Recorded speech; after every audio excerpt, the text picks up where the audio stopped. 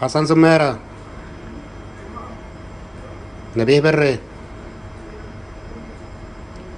وليد جنبلاط،